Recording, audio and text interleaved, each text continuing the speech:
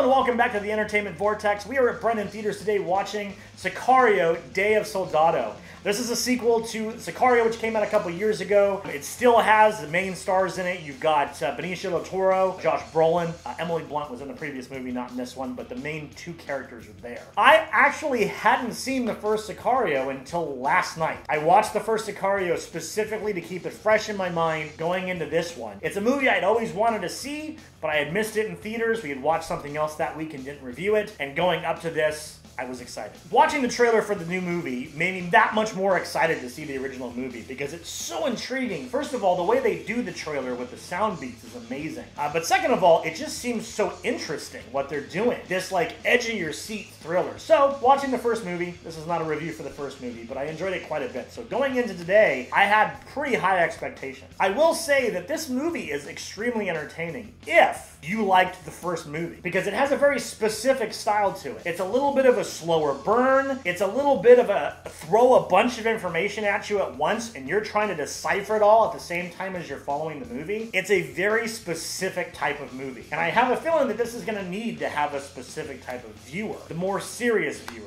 The viewer that's going to be more interested in the dialogue and the details than they are necessarily in the constant action. Because it's definitely not constant action. There is action. And it's amazing, but it's not constant. Welcome back to the summer of Josh Brolin. He's been in some amazing films already so far this summer. This is a good movie. His performance definitely adds a layer of humor in some of the dark places and also adds some realism. But this is one that definitely brings a darker tone and a little bit more that dark realism of things that could potentially, legitimately happen in real life. Or things that, for all we know, may actually be happening. The other movies that he's been in this summer are definitely more of the fantasy comic book genre. This one is definitely not that. It's not as slow as the first movie. This is a different director that did this one than the first movie. The first movie had a lot of drawn out like landscape shots and slow paced. It was really, really drug out, the first movie was. This one is not at all. This one, while it is a slower paced movie, it does get to the point faster. If that makes sense, kind of in the middle. I know a lot of people are still going to call this a slow movie, but I think it's quite a bit faster paced than the first one. When it comes to the actors, I am blown away by these actors. Benicio del Toro and Josh Brolin were amazing in the first movie. But in this movie, I think Benicio del Toro turned it up to 11. His performance is amazing. Some of the stuff that happens with his character in this movie is crazy. Watching him act this out, it's like a master class in acting, in my opinion. I can't think of another performance I've seen in the last year or so that was that impressive. Except for Isabella Moner. Isabella Moner plays the young girl in the movie, and she was fantastic. There are some scenes in here that are very emotionally intense, very edge of your seat. And the intensity she brought to that role, especially as a young actress, I was blown away. If she does not get some type of an award nod for this, that is a crime. There were scenes in there where what was happening on screen was pretty harrowing, but because of her performance, it made you feel that much more uncomfortable. And that is exactly what it was supposed to do. Her transition from the beginning of the movie to the end of the movie was just mind-boggling. I have to say, her and Benicio del Toro carry this movie. Josh Brolin did a good job. There were a couple scenes that he really had to nail it, and he did. But he wasn't really put in any situations the same as those two were put into. So he didn't really have any opportunities to really act his ass off. But these two, man, I am going to be following her in the future. I want to see what she accomplishes, because if this is any indication of her abilities, we're going to see some great things from her. His character is very entertaining, but when it comes to some of the other characters, he definitely got outperformed in a couple of territories. Specifically, Benicio del Toro, as Nick stated in his review, he put in an excellent performance. Very realistic reactions to things and just so many layers to peel back from that character. Definitely one of the high points for this movie for sure. All that being said, in my opinion, this movie does have some small pacing issues. Being a slower paced film can definitely put you in a weird place as far as what you're expecting on camera. It's one of those things where you can see, influences from things like the Coen Brothers movies and that sort of a thing that kind of influence the way that they shot and paced a movie like this. And you can also see that pretty heavily in the first film as well. Definitely more so in the first film.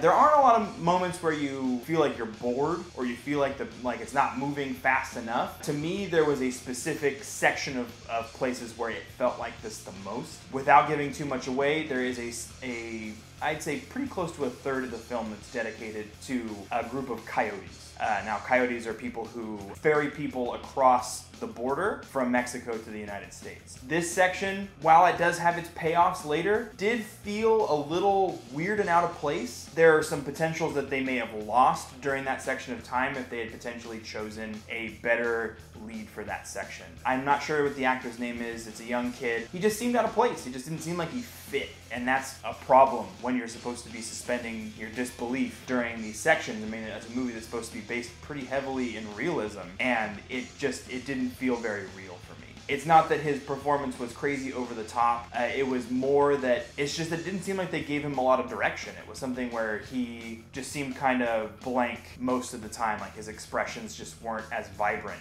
especially when you're standing up to two Hollywood heavyweights like Josh Brolin and Benicio del Toro. It just left me wanting a little bit more. I think that there's a potential that the build-up from this movie will make a better third act, which I am perfectly on board for. So let's talk about the tone and the feel of this movie, because I think that's going to be important for anybody watching this review, not quite sure if they want to see this. It is dark. The tone of this movie is really dark. You are going to see things in this movie that are going to make you feel sick to your stomach, that are going to make you feel uncomfortable. Not necessarily from a gore perspective like you would see in a horror movie, but in a context perspective. You're going to see things that are going to make you want to look away. And I think that's part of the power of this movie, but a lot of people are not going to want to do that. So consider this a warning. If you are someone that doesn't like to be put into uncomfortable situations like that, might be one to skip for you. If you're someone that feeds off of situations like that, be excited about this movie, because it creates situations and it creates emotional spaces that I have yet to experience in a movie in a very, very long time. The storyline for this, aside from some of those parts with the coyotes, just has you constantly at the edge of your seat. It does, even with what I felt like were stumbles, build a level of tension that just makes you uncomfortable. And that sort of thing is like lightning in a bottle. It's hard to capture. The fact that they were able to do that even in a movie that I felt wasn't perfect is definitely something worth taking note of. The scenery that they chose to shoot and the cinematography, the way that they built this tense, almost dystopian world built within our own reality, it shows across on screen really well. It's kind of beautiful in its disarray. I love the way that they were able to kind of continue to capture similar things from the first film, even though it's a different director, kind of, and in my opinion, somewhat of a different direction as well. They're definitely ramping up to something that I feel is going to be bigger than the sum of its parts. That's something that I definitely appreciate. For a movie that had parts that I didn't enjoy, it still did everything it needed to do and left enough questions on the table for me to be excited for the next thing that's coming. So with all that said, I'm going to give this movie a 9 out of 10. I really enjoyed this movie. As a matter of fact, I enjoyed this movie more than I enjoyed the first movie. And I enjoyed the first movie quite a bit. I feel that the faster pacing in this movie, although like I said, still slow, really lends itself. You're not sitting there on a bunch of establishing shots going, okay, move on, like the first movie did. You're really focusing on the story. And I really enjoyed trying to unravel everything that was happening. And let me tell you, you're not going to guess what happened, because this movie has left turn after left turn after left turn, and that's exactly how I wanted it to be. I hear they're making another one, and I can't wait to see it. Overall, I'm going to give this movie a 7.5 out of 10. It's just barely not an 8 for me. It's something that, like I said, I'm glad I saw, and I'm really excited for the next thing. It's just if that 1/3 of the movie had been even a little bit better for me, if maybe they had given the actor a little more direction or chosen a different actor in this situation, I would have been way more excited and I would have been way more willing to put this movie on my back and show the rest of the world, you know. But if you're into movies that maybe have a little bit of a slower draw, but also have just great discussions and banter and something that you want to talk about when the movie is over, this movie is for you. If you haven't already, don't forget to subscribe to this channel. We give you multiple videos every single week. And we have t-shirts available if you're interested in those as well. Those are available down in the description below. We hope you'll follow us into the Vortex. We'll see you next time.